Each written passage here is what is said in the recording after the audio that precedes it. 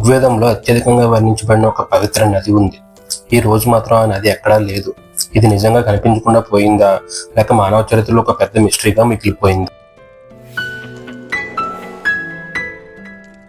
ఋగ్వేదం వంటి వేద గ్రంథాల్లో ఎక్కువగా పేర్కొనబడిన నది సరస్వతి నది. ఒకప్పుడు భారతదేశంలో ఎంతో వైభవంగా ప్రవహించిన ఈ నది ఇప్పుడు కనిపించడం లేదు. ఈ నది హిమాలయాల్లో పుట్టి పశ్చిమ భారతదేశం గుండా ప్రవహించేది. అప్పటి నాగరికతలు, హరప్ప, మొహంజోదారో లాంటి ప్రాచీన నాగరికతలు ఈ నదిని ఆధారంగా ఏర్పడిన నాగరికతలు అని చెబుతున్నారు. ఋషులు, మునులు ఈ నది వద్ద తపస్సు చేసిన పవిత్ర నది అని గుర్తించారు. కాలక్రమేణా ఈ నది భూమిపై నుండి కనిపించకుండా పోయింది.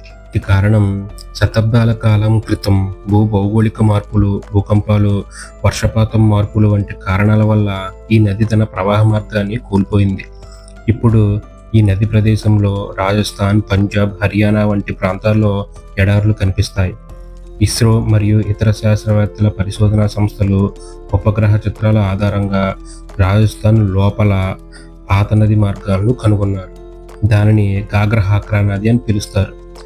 చాలామంది శాస్త్రవేత్తలు ఇదే సరస్వతి అయి ఉండవచ్చని నమ్ముతున్నారు.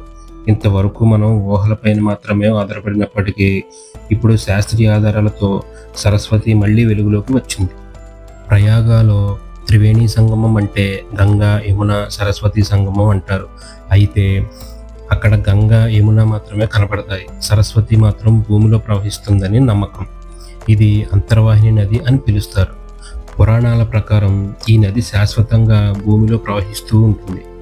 గంగా నదిని చూసాం, యమునా నదిని కూడా చూసాం, కానీ సరస్వతి నది ఇప్పటికీ కనిపించిన ఒక మిస్టరీగానే మిగిలిపోయింది.